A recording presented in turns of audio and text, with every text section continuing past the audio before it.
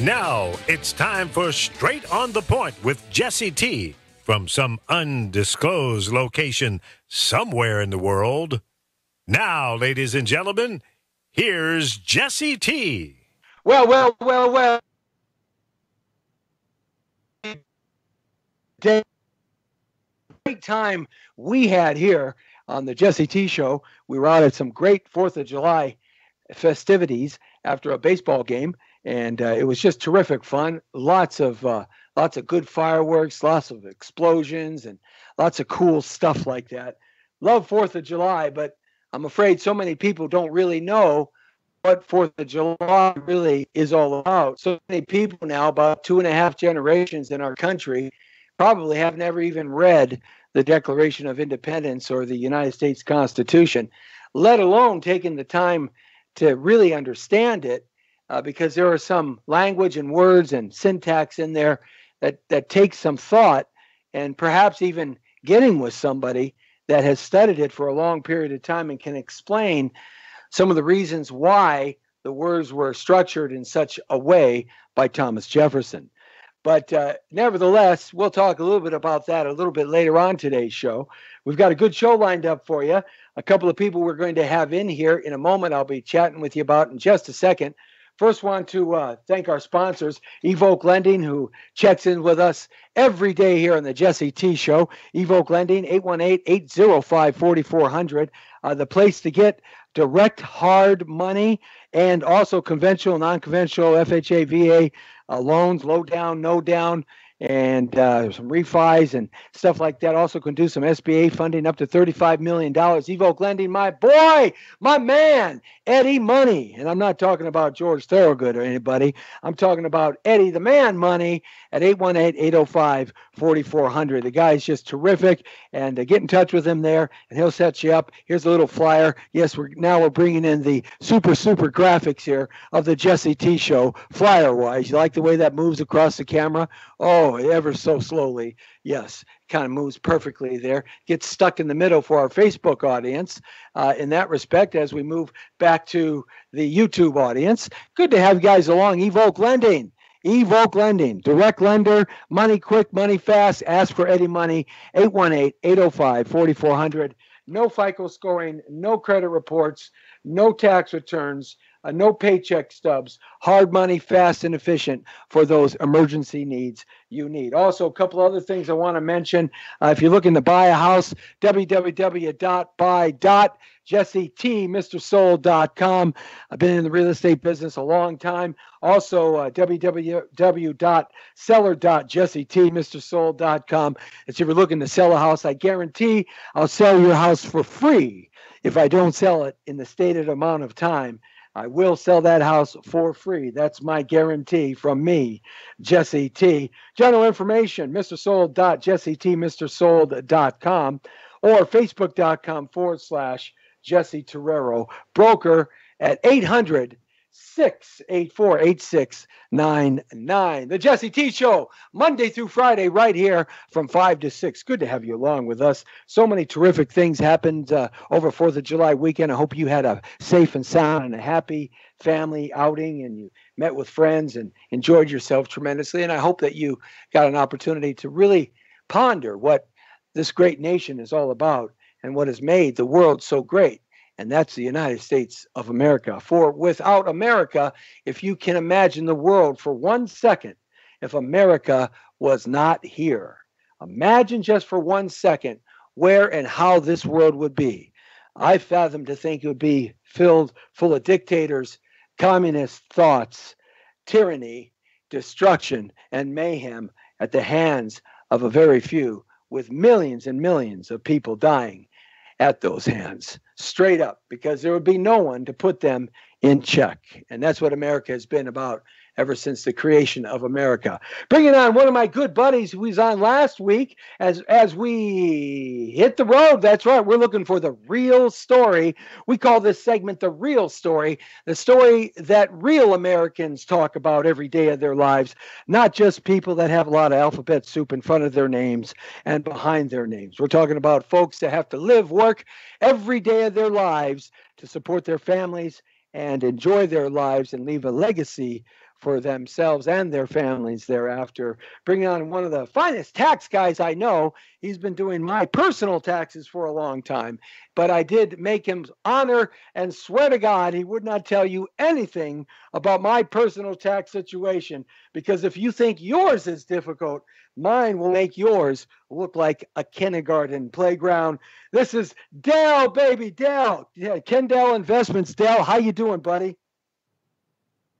We can't hear you, so you got to jostle that microphone again or whatever. So he's going to kind of jostle that connection down there. Sometimes connections in the computers have a tendency to get a little bit loose. What's up, buddy? Can you hear me? I hear you loud and clear. That's right. Mr. Jesse T, how are you doing, my brother? Very, very good. You are a terrific tax guy. And guys, let me tell you, if you really want to get with somebody who understands the tax code of the United States of America, help you with offering compromises and such like that. And I honestly say this, you go to some of these CPAs and these tax attorneys, and they speak a completely different language, and you leave there and your head's spinning and you don't understand a thing that they said.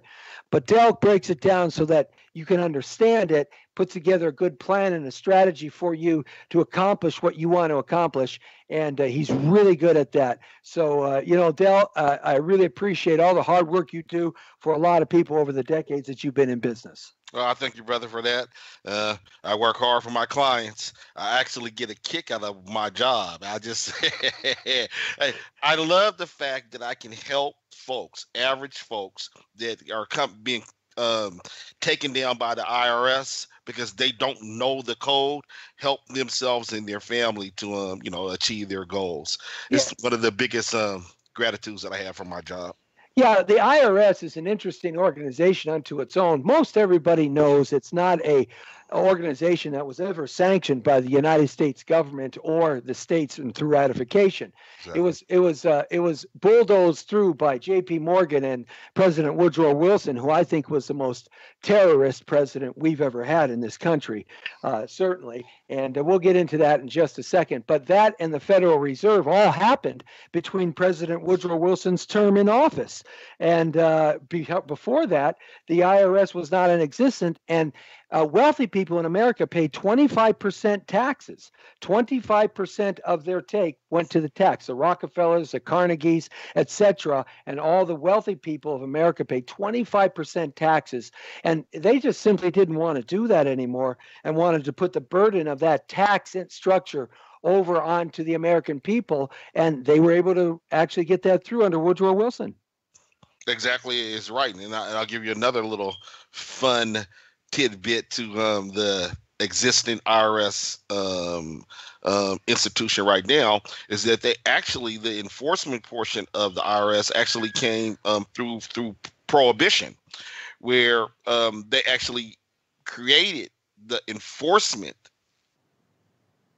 code through prohibition because they was trying to collect money that were not on the books. Al Capone. Al Capone. Yes.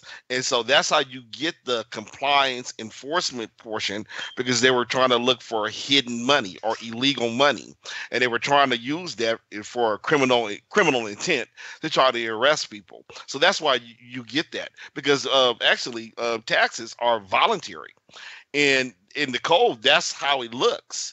But when you take the enforcement part, then that's how we get the modern day IRS. Yeah, you try to volunteer not paying your taxes, and you're going to have you're probably going to get the bunk bed that the terrific actor from Blade got for like 4 or 5 years, and we're of course talking about Wesley Snipes. Wesley Snipes, who chose not to pay the IRS. Yes. Yeah, he volunteered not to pay. Yeah, no problem. He got 3 hots in a cot for 3.5 years. Yes, they volunteered to put him into prison. Right. Good luck to you. But you're right. That's how they got Al Capone. It was interesting how they got him. Is they could not get him on anything else because he paid off 3/4 of the police department and politicians, and then their Chicago during Prohibition. And not only that, they couldn't get him on anything else because he had nothing in his name. He had Exactly. nothing in his name, and he dealt with Exactly. the cash world. But they got him on one little ledger that they confiscated from one of his bars, one of his saloons on the north side, that had just a few indications of some money that was owed because there was a small profit, a very small profit. So they had to then direct them into another area where they finally caught up with Al Capone not too long after that and arrested him for that Yep. in that respect. But Yes. the Federal Reserve came around too during Woodrow Wilson's time, Mhm. another gangster organization that created the fiat financial system in America. And for that part, after World War II, when the IMF was created, it was based on the precepts of the Federal Reserve of America. And so, we have been in this gangster kind of banking system since the 1920s. Exactly right. And just another one there, just to kind of add on what you're saying, is that people have to remember, before the Great Depression, of 1929, Americans didn't have Social Security numbers. It didn't exist. And so when you got paid from your employer, they just paid you through a regular check. It was not reported to the federal government. Once they gave you a Social Security number, they were able to track everything that you did. So when you look at that and extrapolate it up to 2018, is that it doesn't matter now if you're saying that it's voluntary, because before it was voluntary, you would tell them how much you got. But now those employers are required by law to send in that documentation to the IRS to say how much you got. So if you don't do your tax return, the IRS will do it for you based on the information that they got directly from your employer. And so that's where we start to see where the voluntary commitment of what you pay for taxes went from being voluntary to now you have to do it based on numbers that they created on their own by this IMF that you're talking about. And numbers that was reported to them are numbers that they just made up on their own. They just made the numbers up on their own. Yeah, they did that to me, in fact, Del. They did that to me. They made up, I filed my tax returns, but well, no, in fact, you helped me clean that up. I was neglect on filing some tax returns, and they made up the income based on previous income that I had. Yes. And hit with a bill. And when I sent in my tax returns, which were adjusted properly for my businesses, then that bill came down. But they were very happy to receive what they decided they wanted, very, very willingly. And if I would have sent that in, I would have never gotten the reimbursement back after the adjustment was made, because you tried to get money back from the IRS. Good luck. Good luck with that. Once they assess you, that's the hardest part. Yeah. Once they assess you the money to make them give back any money, you can forget that. They're not ever getting back money. They'll adjust your thing back. Yeah. But they're not going to give you back any money. They're not going to give you any credits. They're going to fight you on any deductions that you might claim after they've already assessed your taxes. That's why I preach to all of my clients. Do not ignore their letters. Do not throw them in the trash and say, I can't deal with it. As long as you are in contact with them, then they're going to kind of work with you because they know that there's nothing else that they can do. But as long as you are able to do the taxes the way that you want them to look like, then you're going to be okay. There's many deductions that you can use to lower your tax bill that the average taxpayer does not know. Yeah, that's why they need to go to a guy like you who understands this but can put it in regular terms so people can understand this. Because it's pretty amazing, this overburden of paperwork that has been created over the last 80 years, 90 years or so, well, almost 100 years of the tax code. But President Trump, has changed a little bit of that, going into this being the first year that his tax initiatives come into effect. But I do understand, and correct me if I'm wrong, I do understand that as far as real estate and the capital gains on the federal level, the idea has stayed the same, except the paperwork filing is going to be less. Yes, it's limited paperwork on that from either Schedule D or Schedule E for capital gains, and especially capital D, Schedule Right. D.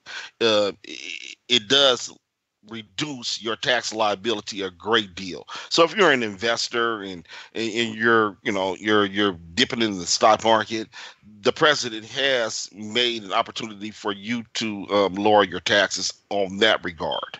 Right. Even though it's only locked in for 7 years. But Yeah. look I'll take 7 years over no years anytime, and then deal with something that comes down the way in the next president, because whoever that's going to be. But once we go down this course where we're getting some reformation on the tax code, I hope it will continue over the next 20 years with every president thereafter will Yeah. continue that momentum in that direction. That's sort of how government works at the federal level. Yeah. Once something starts, they generally tend to stick with it as long as they can. Nevertheless, we were going to have Dominic on, but he seems to be having some problems connecting to us. We hope to have him on before the show ends at 6 p.m. here on the Jesse T Show, and we're talking about the real story. Dominic has a couple of movements out there. It's called the Walkaway Movement that he's a part of, and apparently one of his videos went viral. You might want to pick it up. He walks around his community and talks about his political ideas in terms of that, which in many cases are opposite of you, and you and him have been friends for, you were lifelong friends, Yes. essentially. And so I was hoping to kind of put you guys together and hear you guys' discussions on certain matters I was going to toss out there, but we can't do that at this point, so we might have to pick that up at another time. But let me give me your ideas, Dale, about immigration and where you stand. Now, I know you're a progressive, and we're going to talk about progressiveness and socialism, etc., here coming up here in a little bit. But give me your ideas on this immigration, illegal and legal immigration. Where do you stand on this, and what are your thoughts about it? Well, to clear it up, I am a pro-business progressive. I'm a progressive to the tune of Abraham Lincoln, where I believe that being progressive is achieving legislation for equal justice under the law. I don't really believe in the whole handout thing. I don't believe in that. What I try to say is that if you give me a level playing field and give me the tools to do the American dream, I'm gonna crush it. And that's what I'm doing. That's what I believe in. And I believe that a lot of people that are black have not had those tools to be able to do that. Now, when you talk about immigration, this is gonna sound kind of maybe kind of cold, but well, immigration there is no gray zone with me, my friend. No, and it's not one for me either. It's in a moment, but go ahead. No, it's not one for me either. Is if you're coming to this country, you need to do it the legal way. And for so many years, so many decades, actually, it's been done a different way, and it's not the fault all the way of the people that are trying to come here, because they're trying to come here for a better way of life. And if you blame them or fault them from coming here, you also have to fault our whole economic system that allows them to come here to work for cheap. And at this point in 2018, because we've fooled around with it and played with the edges since Ronald Reagan, it's not sustainable. We have to get comprehensive immigration bill that works for 2018. I don't blame the president, Trump, right now for what he's doing. I question his tactics for what he's doing, and I think that there's a better way to do it for what he's doing. I'm a progressive, and what people don't understand, I always try to clear it up. Barack Obama was called the deporter in chief at one point. He deported more people than any other president combined, all of them. Up to that point. Up to this point, right. He didn't play that game. He deported them. but you have to play under the system that is here. And the system that we are working on right now is the 1997 Bill Clinton bill, Well, which is incomplete at best. Look, Bill Clinton signed the act to separate families. He was the one that signed that. Yes. But prior to that, families that came to this country illegal were not separated. Signed that. What I call a liberal progressive Democrat. He signed that act. Bush did nothing to change it. He could have, because there's a clause in the bill that allows the president to usurp that separation of families. Bush 1 didn't do anything about it. Clinton signed it. I'm sorry, Clinton signed it. Bush 2 didn't do anything about it. Obama didn't do anything about changing the separation idea. And that's the argument that's being out there today, these 2,000 kids that have been separated. And they're blaming Donald Trump. Donald Trump actually did an executive order that said, no, that we are putting families together, because up to the executive order, he followed suit with what every president had done before then, and then decided to make that change in that respect. And he signed that order. So their argument falls on deaf ears because it's been changed by executive order. The problem is Congress and the Senate. They cannot get together, any Congress and Senate, since even before Reagan, since the end of World War II, certainly since the end of Eisenhower. Okay, they cannot get together and make a modern day immigration bill. They can't do it, whether they refuse to do it on purpose because of political and financial gain, whether they refuse to do it because they can't do it. I don't believe that, but they haven't done it. And that's the bottom line. It's Congress and the Senate's issue to change the law. The president cannot change the law, even by executive order.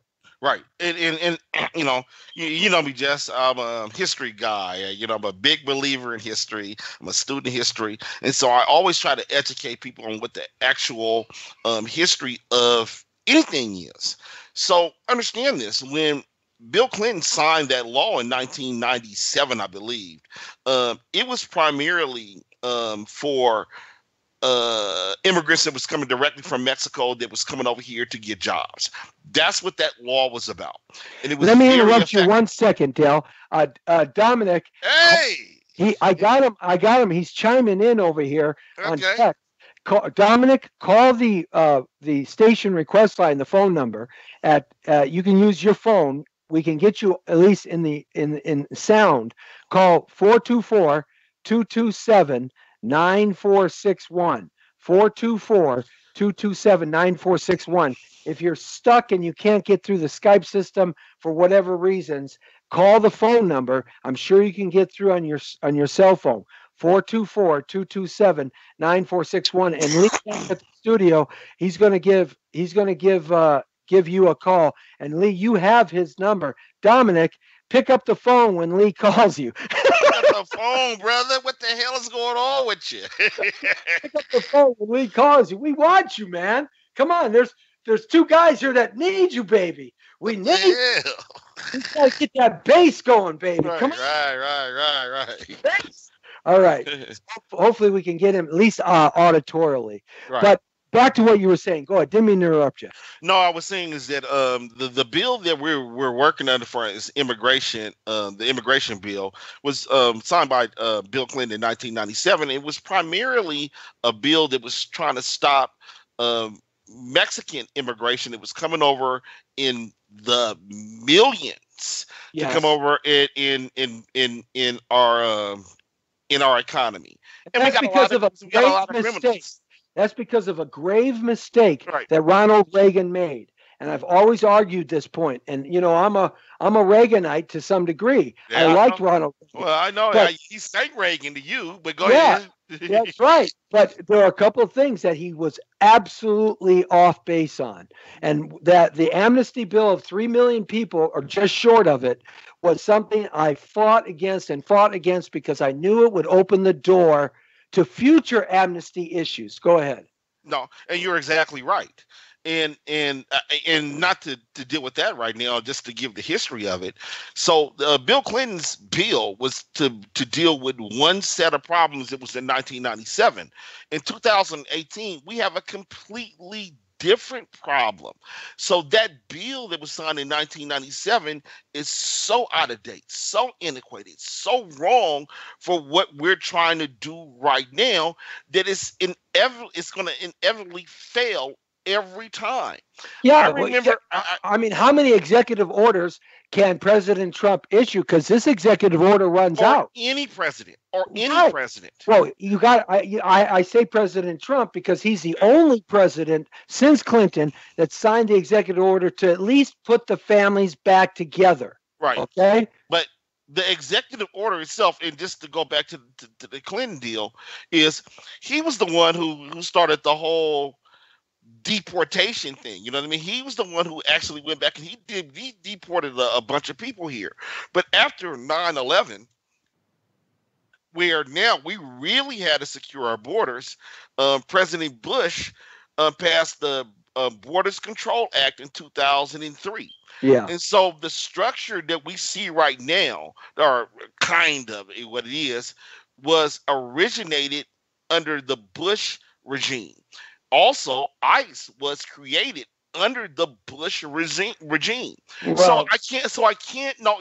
It was, the department was created under his administration. Yeah. And the U.S. Patriot Act was created too, which I fought against tremendously, even though we needed something because this terrorist attack. But I was always right from the beginning saying that this terrorist attack and the bombing of the World Trade Centers was something that was known and preordained and was going to happen, and they knew about it. But I'm on that tip. Whether you call that controversial or conspiratory, it doesn't matter. That's what happened. Those buildings did not free fall like that unless they were demolished that way. Simple and sweet. I'm gonna let your friend get on the line, and y'all can talk about that. You know what me and my fiance, we call you and him the conspiracy brothers from another mother.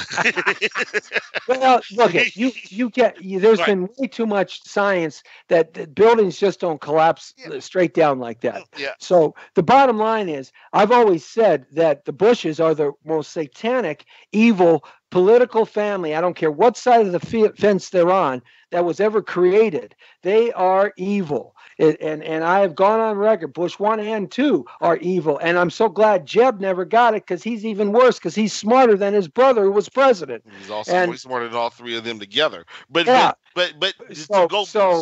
go back to your immigration, because I want to kind of clear this up, is so now any president that's here right now, before we pass a real immigration bill, has to make their decisions based on a law that was passed in 1997. Are you for real?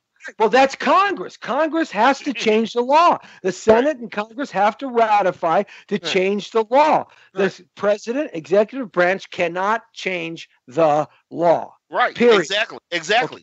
Barack Obama deported more people than all the presidents combined. Preceding him with detention centers and all kinds of crap. But what happened was in the last 2 years of his presidency, he really got after the last 4 years of his presidency. You can go back to USCustoms.gov and you can look at the numbers. They're crazy. I didn't believe that. Numbers are there. I'm not arguing until I saw it. Right.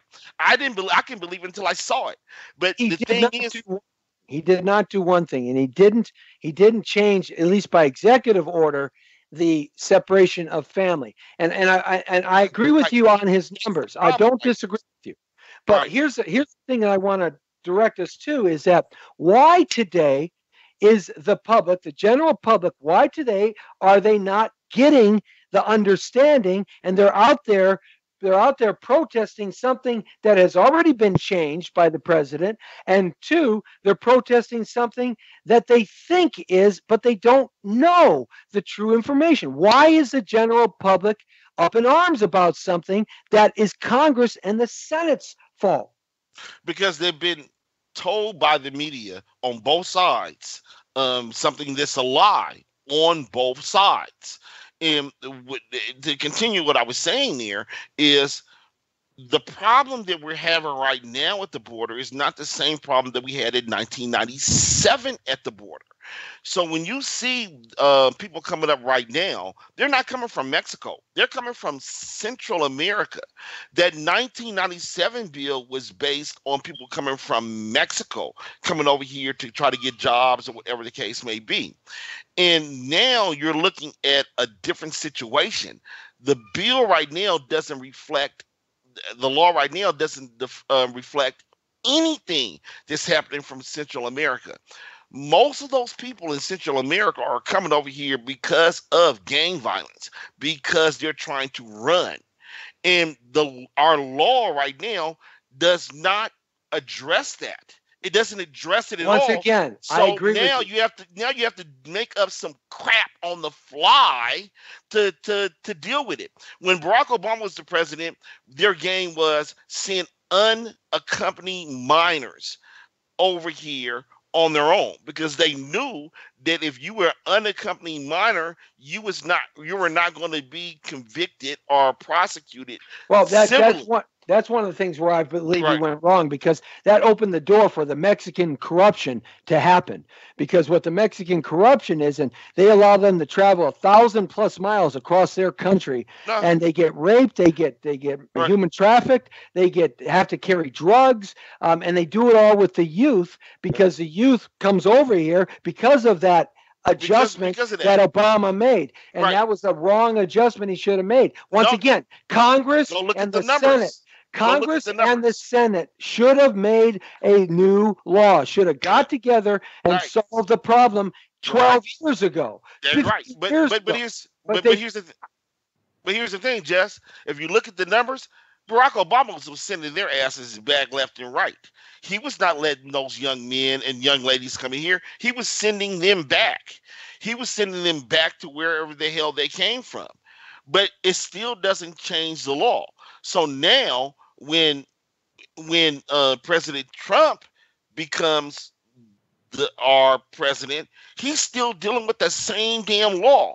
And so now those guys that was coming over here with unaccompanied minors and thought that they can trick the system like that, now they're trying to trick the system by bringing up kids with them.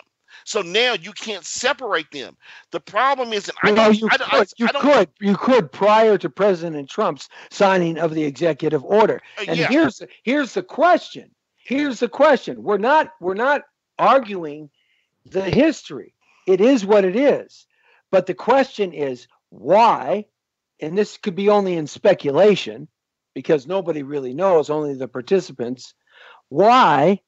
Dominic, you got to call 424-227-9461.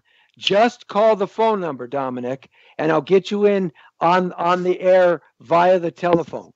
424-227-9461. Lee, back at the studio, can you give Dominic a call? I'm not going to give his number over the air. I gave it to you already. If you could get back to him and call him, then if we can't get him auditorially, then that's it. We'll have to set this up for another time. But the issue is why did Bush 2 not change it? Why did Obama not change it?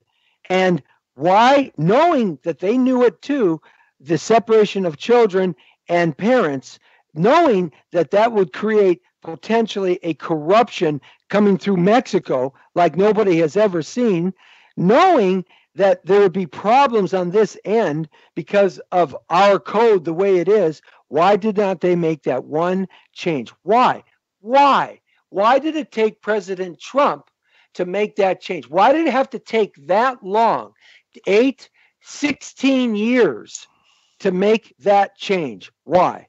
Because understand, Justice, that President Trump hasn't really made any difference from what it is right now. He's still going to run into the same problems. He's still going to run into the same problems that Barack ran into. He signed the executive order. Stay on that. He signed the executive order to keep the families together. And when you keep the families together, you can't send unaccompanied children because you have to validate that they're family. Then you can send them back if they're not. And they've stopped sending unaccompanied children because that loophole has been closed by that executive order. It strengthens. But by the 1997 rule, the law, which is the law overall, is what you're saying doesn't still work. Is what the executive order, the second one that you're talking about that President Trump signed, still does not fix the problem. And let me make you understand why it doesn't fix the problem. His executive order says, look, you can come over here, and if you have your kid, you can go back. We'll send you back with your kid, or we'll keep your kid. The law needs to be changed, because now what's going to happen now is that those people from Central America are going to figure out a way to gain that.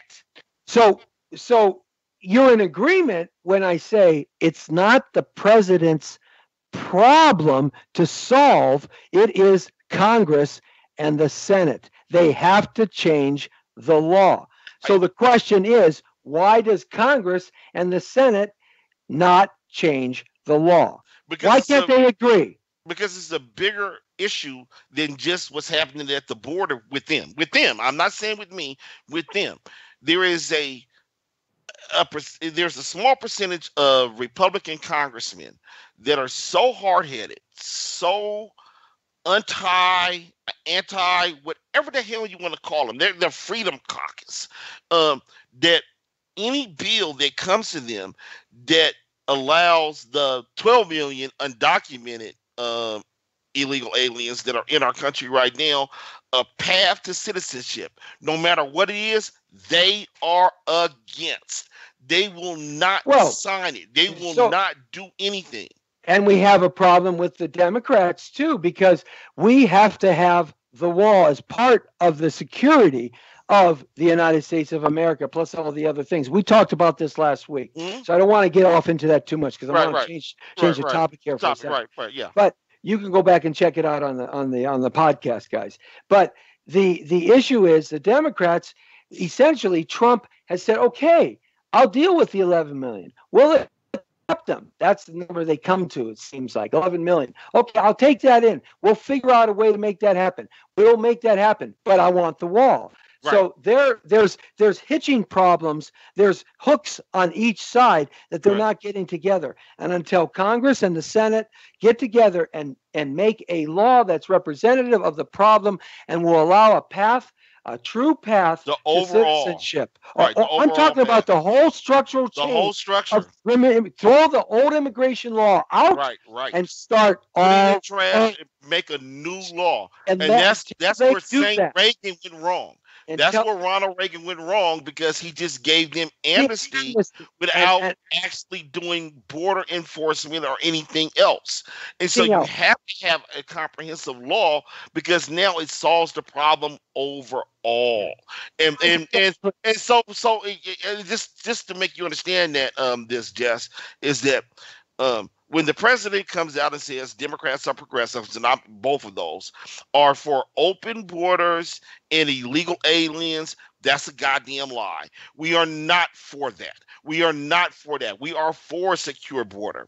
Our past president shows us that we are for a secure border. He's deported more people than any other president combined until this president. So he needs to stop demagoguing it and go in there and actually be the art of the deal. Well, he is. That's why he did the first thing, and that is keep the families together. So, guys, if you're out there protesting like you did all weekend long, separation of families are being separated, you guys are nuts.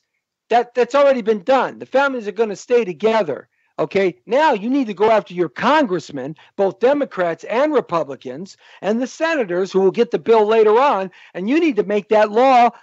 You need to force them to understand that you want this done and you want it taken care of once and for all the proper way, and have a compromise bill that the president will sign, because he's tried 3 times now, I believe 2, possibly 3 times, sending bills to Congress that they've denied. That's fine. That's their right. But then come back with something that the president can sign. And that's what they have to do. And the only way Congress and the Senate's going to do that is for you not to pressure in the wrong spot, but to pressure in the right spot.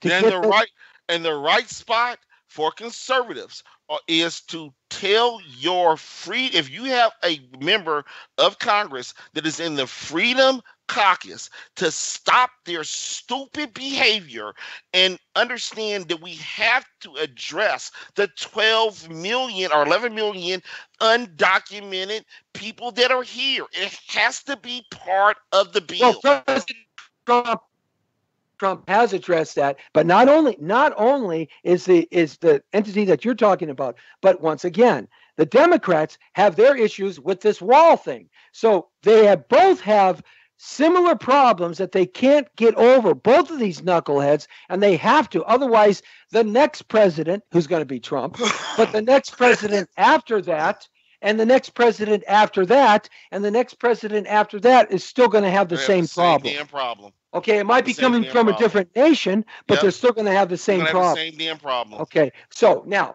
let's move on to something else here, and that is the violence portrayed against politicians that are in government today, the personal attacks that they are having to deal with now while they're having dinner, while they're having lunch at their homes, being dogged and chased, and this violence, Americans have gotten into their head because I believe people like Maxine Waterbrains and Nancy Pelosi, people like that, who go there and say, look do everything and everything and everything. Even Chuck Schumer, who the shiny head Schumer, even he has said, you don't get things done that way. The leader of the minority Democratic Party in government said that you don't do it that way. But these people have gone out and they are throwing gasoline on the fire, and they're causing these nutcases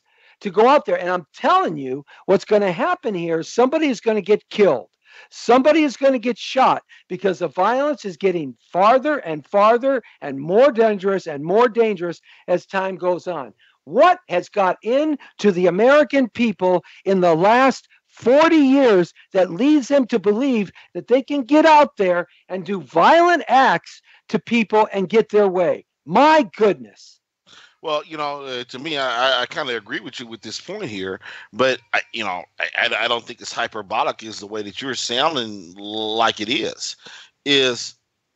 Well, wait a minute. It's not. There's not been anybody that's get killed. There's not anybody that's got hurt.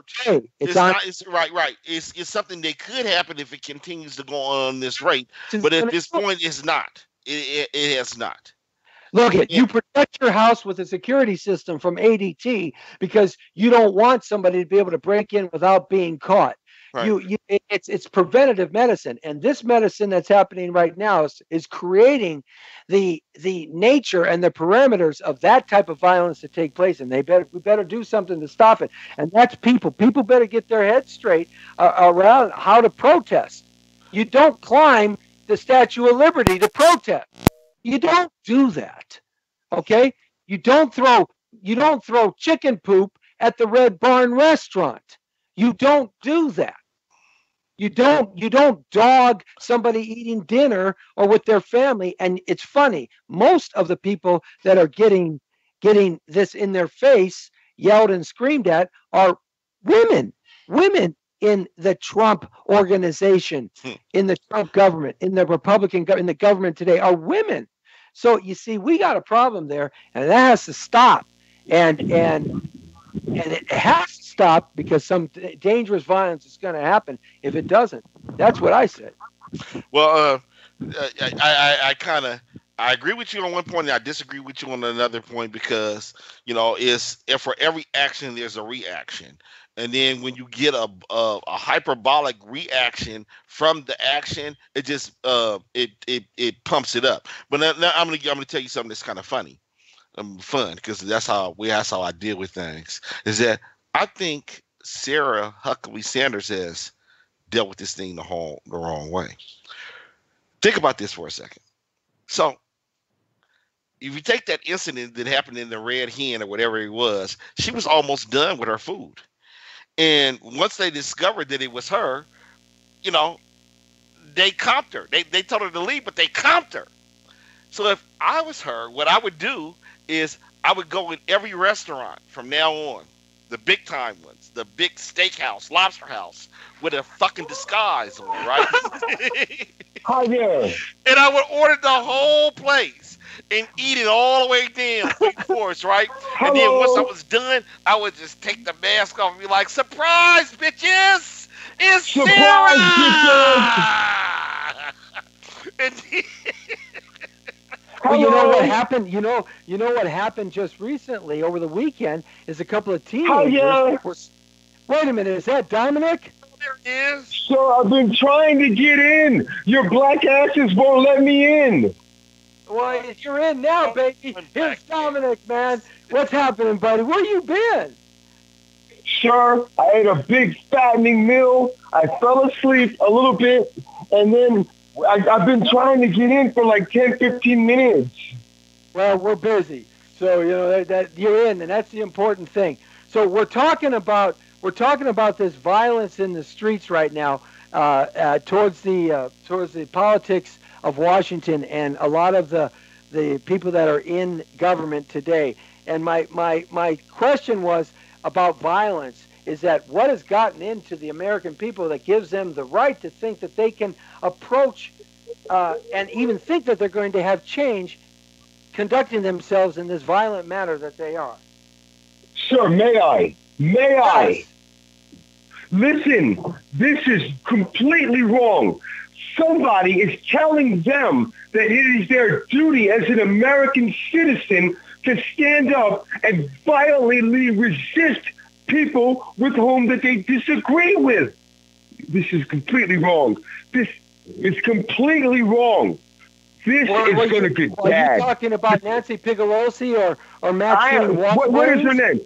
Well, you could talk about them, but I'm actually talking about the woman who is the press secretary who went to the Red Hen restaurant and she was forced to leave because they would not serve her because as part of her job, she represents the President of the United States.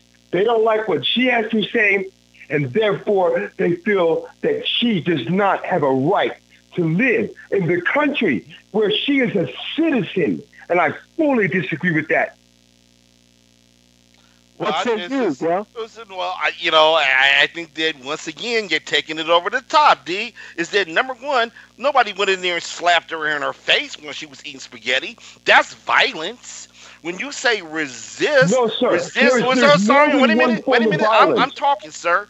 Wait a minute. Sir. Is when you say resist, do you mean not agree with your version of events? Because that's what America is now.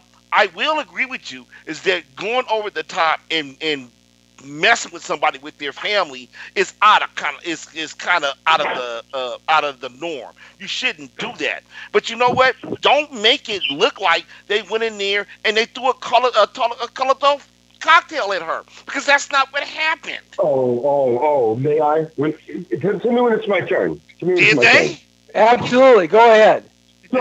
Sir, you cannot do that. You cannot do that, okay? When she comes in to a business to sit down and have dinner, you are literally interfering with that business's opportunity to even stay open. To stay open. And who are you? You don't agree with her, and that's okay. That is your right. You don't have to agree with everything that she says. But if you ostracize her, I just want you to imagine. Okay? Let's just, for the sake of argument, imagine you are a Negro and nobody will let you eat in their restaurant because they don't agree with civil rights. Just imagine this. I agree with you 100%, brother. I agree with you 100% about what was done here in that restaurant there and how it was done. That's not what I would preach. I would never tell somebody to do that. But what I'm trying to say is, once again, you guys take it all the way to the right and act like she got thrown shit in her face, like she was slapped around. That did not happen. Well, let me interject. Let me interject something here. Just recently, a video popped up about a man, an adult male, was eating at a thing called Whataburger. I guess it's a burger chain somewhere in the Midwest or East Coast. That's right. Whataburgers. And there were two teenage boys sitting there. I don't know what age they were. I'll say, they were probably 16, 17 years old. It kind of sounded like it when you heard them talk. But the guy came up to them, and he grabbed his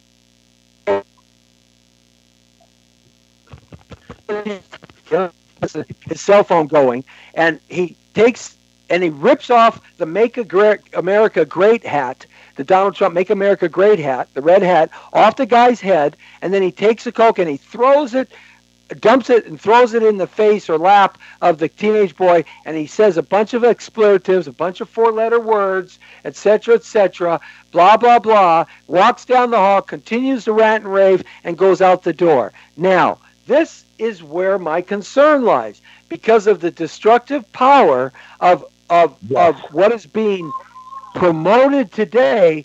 We are having teenage kids be violated just having a hamburger, and him exercising his right to wear a hat that he likes because he likes it, and some adult male coming up to harm him. My goodness. No. My turn. Son, My turn. I'd be on the street looking for that guy. Let me go. That man was a coward. That man should be arrested, and he should be prosecuted to the fullest extent of the law. That man is a punk, okay? That man is a punk. No, wait a minute. My response to that is amen. If you disagree with somebody's political position, my response to that is amen. Okay. I'm not trying to put some dubs on it or justify it or anything. And my response to what you just said there is amen, because it's over the top. It's ridiculous. Guys, why are Americans all of a sudden in the last 15 years of our lives going over the top so much on everything? Let me in. Wow. What's happened? Let me in. Dominic, go ahead. Dominic, tell us what's happened. Here, brother. The reason is because the Democrats are telling these people with this poppycock resist movement that it is their job to violently resist anybody that they disagree with politically. And this is why I don't like the Democrats. This is why I walked away. This is not the country that I put on a uniform for and went to the combat zone for to defend. Wait a minute. So I'm going to risk my life and go over to a country that I've never been to before to defend their right to speak up, their right to have an opinion. And then when I come back to this country, I don't care how you feel about Donald Trump. I don't care how you feel about him. You think that's okay for this punk, and y'all called him a punk, I'll call him a punk to his face, to assault a child? Man, no way. No way. That is, number one, not the country that I risk my life to defend, and that punk should be prosecuted to the fullest extent of the law. So, Dale, why in the last 15 years that this kind of passion on both sides of the fence, both a Democrat and Republican, has gone vitriolic? Why has it gone to the point now that we've lost our ability, in your thought, to be able to communicate and exchange ideas? What has happened, Del? It's because, and thank you, because, my brother over here went on his Dominic Craig rant, and he didn't even listen to your question. But the question was, over the last 15 years, why is this happening? And what I always say, for every action, there's a reaction. And if you do not have the correct action in the beginning, you're always going to get something that you don't like in the reaction. If you don't calm it down right now, the reaction from the reaction is going to be much worse than what you're talking about. And let me just put this out here, because my brother over here tries to act like it's not real. Look, this didn't start with Donald Trump. Racism has been here way before Donald Trump, and it's going to be here way after he's gone. It is what it is. But for conservatives to try to act like this kind of thing did not happen under Barack Obama presidency is ridiculous to me. They called him everything but the son of, but a child of God. They called him a Muslim, double Muslim, triple Muslim, with a secret Muslim army that was going to throw white people in concentration camps. That was going to redoctrinate them and turn our country into Muslims. That was going to slap white people around. That he didn't love America, that he was different, that all that. They ginned it up. And when you gin it up like that, you're going to get the reaction that you're getting right now. By the way, none of those things happened. And when the guy that's sitting in the Oval Office, our president, the most powerful man in the world, was the leader of some of this silly shit that was happening when they was calling Barack Obama, not us, not one of us, a birther, a Muslim, and all this other crap, is not only, number one, disrespectful to everybody that's in the black community, and it should be disrespectful to anybody that's an American. And so when you get this kind of ridiculous crap on one side, guess what? You're going to get the ridiculous crap on the other side. What I'm saying to you is that I don't endorse any of the people that are doing this crap on my side. If I had my come up, I would tell them to go sit the fuck down and shut up, because that's not how normal people get down. But I wish one time that somebody on the other side, the conservative side, would say the same thing that I just said. May I? Can I get in? Yeah, absolutely. Respond. Okay. First of all, let's get this right out in the open. I texted that man was a punk. That man assaulted a child. That man should be beaten with sticks. That man is everything that is wrong with America. Now, once again, Dominic, nobody is disagreeing with what you're saying. You're arguing a fake narrative like you always do. Yes, everything that you're about to say about that man is exactly true. Everything that you're saying about that man is exactly true. Period. Let me finish. First of all, wait a minute. Sidebar. Mr. Delbert is my best friend in the whole wide world. Yeah, believe it or not, guys, these guys are friends for like 40 years. 45 years. I know I wouldn't say it. No, it doesn't sound like that, but yeah. I've been friends with Dale probably about 7 years, and Dominic, I've been friends and acquaintances with him for about 3 years or so. But we have these conversations all the time. You see, that's why this is the real story. This is how America really talks. Forget about all the alphabet soup and the fake news media. Forget about all the people that think they know more than you and me. The everyday common person working every day of their lives, having to deal with what Washington, D.C. lays down for us, whatever it may be, whether we like it or not, we the people. And that's one of the things that I think, gentlemen, that we have lost in our nation, and that is the Declaration of Independence. And I'm just going to read you both one thing. I'm not going to read the whole thing because I did that on 4th of July. But I just want to read one thing, which I think is so important. And this is the second paragraph of the Declaration of Independence. And this is why civics, Dale, we've talked about this many times, is not taught. History, Dominic, we've talked about this many times, is not taught to our young people for almost 2 1/4 generations now. We hold these truths to be self-evident, that all men are created equal, that they are endowed by their Creator with certain inalienable rights. What that means is that God Almighty omnipotent one, however you perceive that to be, has given you a right by your DNA and your genealogy and the moment life begins for you. This idea goes back to Aristotle. It goes back 3,000 to 4,000 years. Thomas Jefferson did not start this idea. He wrote about it, but we're talking about John Locke. We're talking about Cicero. We're talking about Aristotle, who had these ideas. America was the first entity that implemented these things. So out of words and concepts, that among these are life, liberty, which is freedom, and the pursuit of happiness. That happiness is if you want to live at a lakefront in an RV, or you want to be the leader of Apple computers.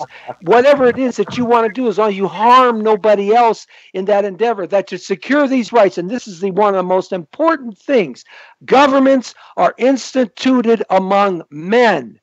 Governments are instituted among men, deriving their just from. In other words, that says that men create governments. Governments don't create men. And that is so important to understand. We have gone awry from that in this country. And I think that in the progressive movement, going all the way back to Herbert Cooley in 1914, when he wrote the book about progressiveness, he's a father of progressive socialist movement. When you read about him and you read a couple of his books, you begin to understand that they're talking about government taking care of everything for everybody. And that's not what America and made it great. And we've lost our way in that. And we are not joining together anymore as people that have diverse ideas, but being able to compromise in a civil way. Amen. Greed and political power. One side wants power. One side wants power. And to get that power, they have to divide the other side. They have to divide the other side. And that's what's going on. You know what? No, I'm going to just put it right out here, man. The Democrats lost. They didn't want to admit they lost. They blamed it on the Russians. And they told everybody to resist the new president of the United States, who in this case happens to be Donald Trump. That was just the worst. That was the worst advice. He did the same thing with Obama. Why would I resist? The one guy whose job it is to provide. And he's doing a pretty good job. And my family. Why would I resist him? His job He's doing a pretty good job. No, you guys are laughing with the resist, where the word is disagree with his policies. No, I'm not talking about disagree. What he's doing. There was a resist movement. You put that out there. That is some conservative shit that you're putting on progressives that you think that we're saying. It was an actual political movement. Whatever. Is the word resist, you're using it into a whole different formula than what it is. I don't think, sir, I don't think you understand. This is what took place. They took radical feminism, they took gay rights, and they took, I'm going to call it the Black Lives Matter, although I didn't see any black men in that group. They took these three things: radical feminism, gay rights, and the so-called Black Lives Matter. They put this together, and they called themselves the Resist Movement. Right. No, right. I'm not talking about disagreeing. Just like the way that you're supporting a movement that was created by a gay man. He is a gay man who started the walk away movement. So if you want to say it one way, say it the other way. You just have a very poor understanding of how political parties work. And if you want to believe what you want to believe, that's fine. And if you want to be upset of what this Democratic Party does, it means that you didn't have an understanding of who they was from Jump Street. Okay, switch gears here on this. Let's go talk about the parties essentially. Let's talk about Abraham Lincoln, who was a Whig who started the Republican Party. Let's talk about the DNC, or the Democratic Party, which has been around for a long, long time. Let's talk about this. The Democratic Party backed the KKK. The Democratic Party created Jim Crow. The Democratic Party created the Great Society of LBJ, which created welfare like we've never seen in America. The Democratic Party has done things to Black Americans and all minority Americans that is unbelievable. The Republican Party, on the other hand, was a party that did the Emancipation Proclamation and freed the African Americans. The Republican Party has against against. No. The reason has to go first is because Dell is going to come in and he's going to tell you that historically the Democrats changed places with the Republicans. That's what he's going to tell you. He's going to tell you that they changed places with the Republicans. But no, they did not. No, they did not. And when I talk about the resist movement, and Dale said the walk away movement was started by a homosexual. Not that I. Yes, not that he I was. Yes, he was. Yes, he was. Okay. But wait a minute. I don't like booty. Walk away from booty. Walk away from booty. But while you're walking away from booty, walk away from the Democrats because they're full of booty. Well, look at LBGQT. I mean, they add another acronym every time I open this topic up. LBGQT, right? LBGQT, yes. LBGQT. Look at, if you make a choice to participate in any kind of private matter that you enjoy, that's your choice. But as far as I'm concerned, there's only two genders, and that's man with a penis and women with a vagina. God made man, God made woman. Okay, that's it. Everything else is a choice. Now that's okay. I don't care. But that is not the majority of Americans are not LBGQT. Why should we always placate to the minority and not the majority? I pose that question to you guys to find some answers. Mayor, the reason for this is the Democrats go on this one. No. Yes, brother, you go ahead, brother. Go ahead, comment. Yes, sir. The reason is because the Democrats are sellouts. The reason is they took all of the political capital. Hey, man, hey. They took all of the political capital that was gained from the civil rights movement, from black people getting dogs sicked on them, from getting hoses sicked on them, from being put on jail and beaten by clubs. They took all of that political capital that they got from them, that they said they were going to help them with, and they used it to advance the gay rights agenda. That's the reason. I say the Democrats are fraud and they should be exposed. And yes, I'm walking away, and I encourage all the rest of you to walk away from the Democrats because they do not represent you. They would take the political capital, that whatever it is, and use it for their own personal enrichment. The Democrats are full of doo-doo.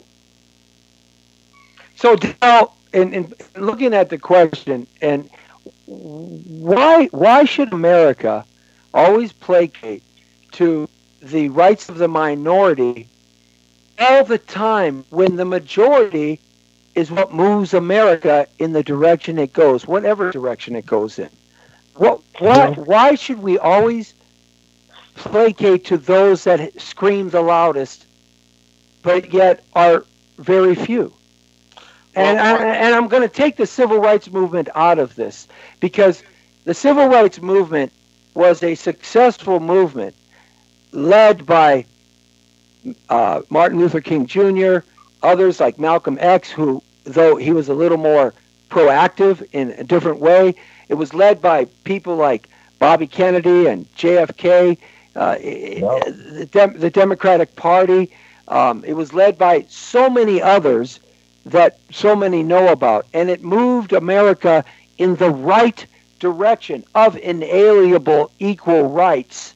But it seems to me that in my lifetime, at least, the last 30 years, we've gotten away from that kind of movement and evolved into something else where it isolates minorities against the majority. Does that make sense? No. The Democrats sold us out. They sold us out. They took our money and kept it.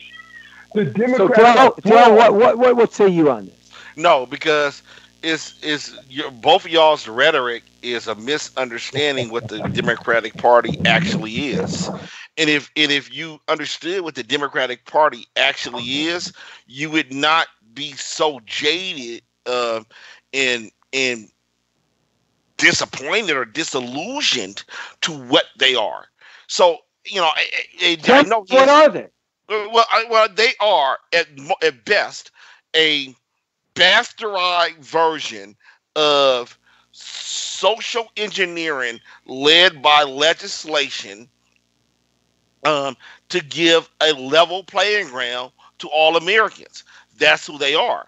And here's the thing. My brother over here said some things like, oh, they're going to try to say that it's not the party. It's not the party that he was in the 1940s and 50s. It's not. If you just go back and look at actual history, you'll see where the party has changed. You'll see in 1948 when Strom Thurmond said that, because of Truman, when we desegregated the party, that he split that Democratic Party, where there was Dixiecrats and actual Democrats that you see today.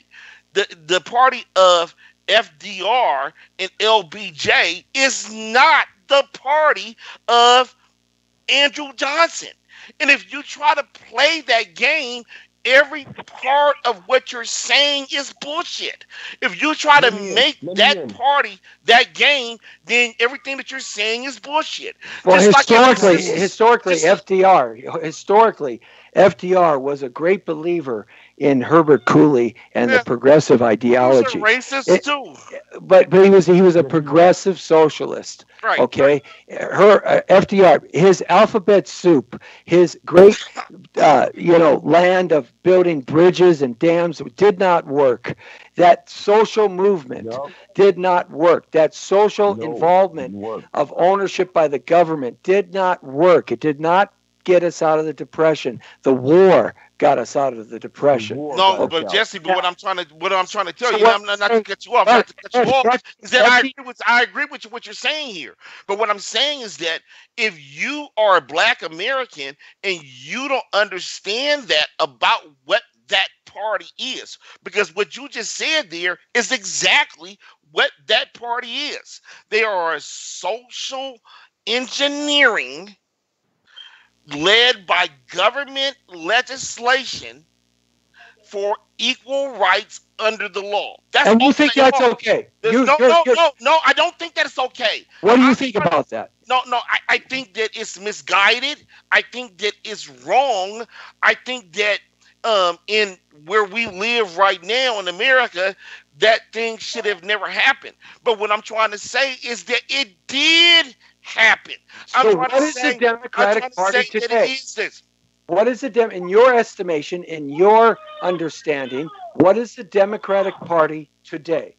They are the party that blocks radical conservatives that are trying to take away every gain that Black Americans or minorities have achieved over 200 years. Okay. Wait a minute, stop. Okay. I watched this party over the last 40 years try to dismantle every damn achievement that Black Americans have had. Dismantle the Voters' Rights Act. Dismantle the fucking Civil Rights Act. Dismantle every social service act that's happening here. The civil services that all white Americans got in 1929.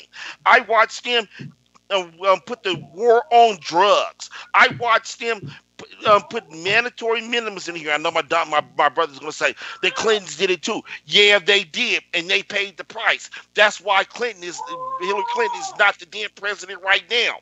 I watched him do it every time. I watched him do it every time until right now, where Jeffrey Beauregard Sessions is doing the same shit that Nixon did.